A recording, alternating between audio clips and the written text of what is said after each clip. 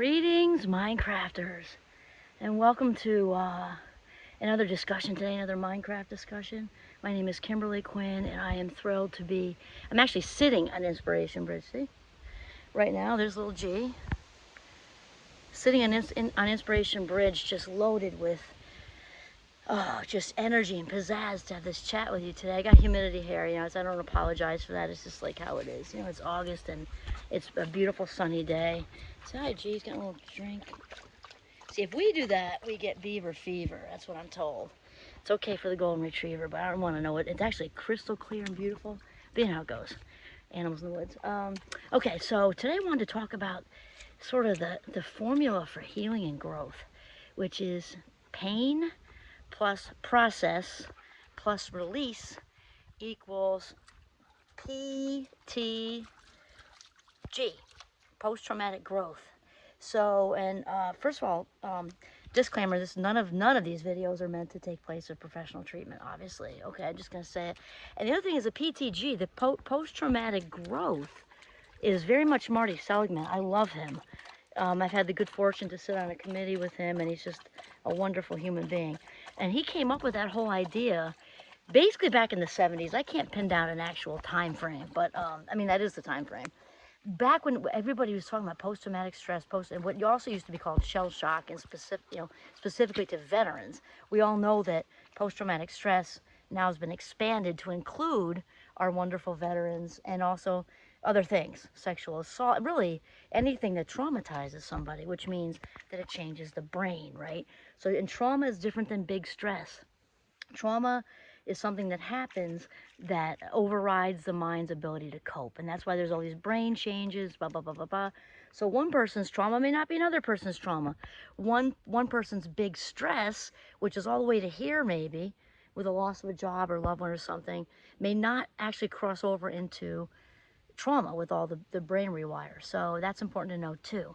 Okay, so we're talking about anything that can happen to anybody and how the formula for healing and growth. So pain, something's obviously got to happen first. It's adversity. It happens. Life and bad stuff happens, while we're making other plans and while, life throws us curveballs and things like that. So pain happens. And then the next one is process. So the process word is a big one because sometimes just seeing something lately where they called it reflect. I want to say it was Jay Shetty. Also good. I just like the process word because I think it's a little bit more descriptive. Reflect makes it seem like we're kind of, I don't know. I like the process word because, and this may need professional treatment, right? But the whole thing is about, we've got to process it yet not reside there. That's where it gets tricky. So especially with anger, and it can be whatever we're processing when there's, any kind of the negative emotions, which is what we're talking about. We don't typically, resilience, when we're talking about resilience, which is what we're talking about, when we're talking about healing and post-traumatic growth, we're not usually trying to work through that promotion or, that huge increase in salary or something. We're good with that. It's usually when there's something negative, and maybe on the scale of negative and adversity, like there, right?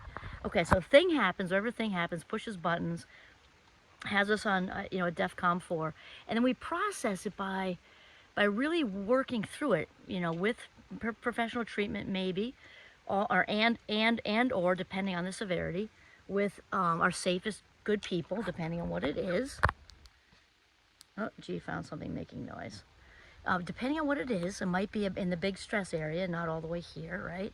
And so processing means to think about what happened, yet, and the point is not reside there. So we need to be validated. There's a human being out there who doesn't need to be heard and seen.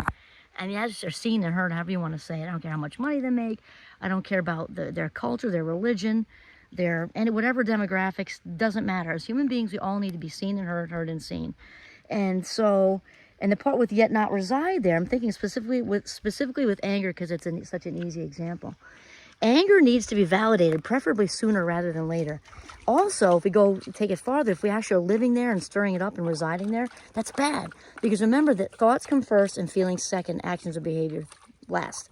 So if we're residing there and our thoughts are all full of angry thoughts, whatever happened in 2012, we're then going to bring the feeling of anger back into 2022 and then act on it as if it happened, now. and act maybe violently. And I don't mean violently like severe, hurt somebody or whatever. It can just be a lot of extra swearing, a lot of extra reacting. You know, there's a whole spectrum, all the way to doing other things. And so what I like to think of dealing with anger is kind of like catch and release fishing. So, you know, this, and if this is any kind of severity, should definitely be with a therapist to process that anger, to process it. Kind of like, I'm thinking of the bullheads I used to catch as a kid. They're like little mini catfish, and they were slimy and prickly, and they had these little like whiskers, like little catfish whiskers, and they had these little pricklies, and their skin was kind of razor bladish, yet they were delicious when you fried them up in a pan, served with a little bit of rice, you know. But I remember just feeling those and feeling how slimy they were. Got pricked a bunch of times. And the razor blade, you know, skin, not razor, that's kind of intense. Sandpaper, let's go with sandpaper. And then throw it back. So like I felt it, I got until I was, as they would say in the 12-step program, sick and tired of being sick and tired. So I get to listen to myself so we feel validated. And how it works is to set the bar, do our best. We work through it at that moment as much as we can. And then that's enough for today, and it gets less and less. So if we're expecting it to go away in a minute or in a day, it probably isn't. But when we process with somebody who's safe, maybe has the appropriate credentials, we talked about that, eventually it becomes I've said that a lot about myself. A skeleton with just the bones, no substance, no meat. Eventually, it's gone. It doesn't have any more weight.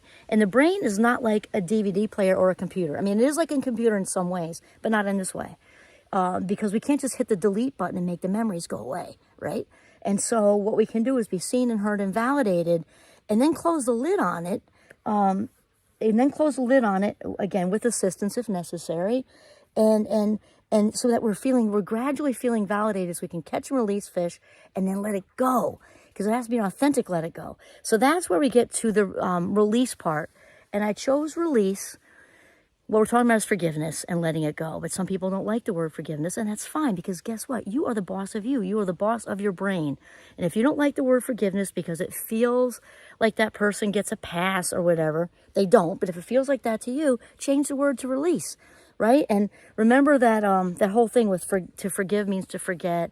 Forgiveness is forgetting. I gotta get up because the flies are getting me here. Forgiveness means to forget. Forgiveness is forgetting. No, it isn't. Claudia Black, head pioneer goddess of the ACOA movement back in the 80s.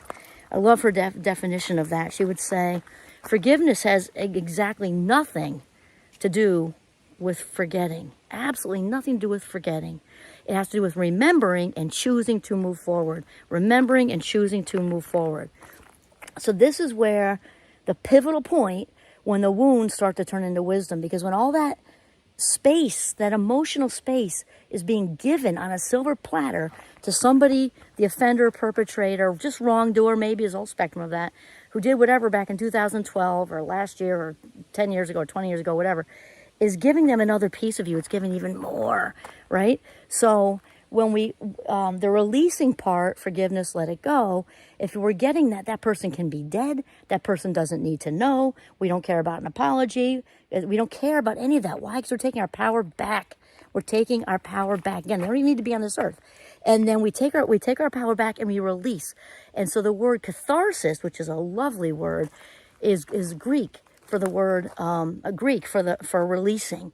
And I'll tell you, I've seen it happen.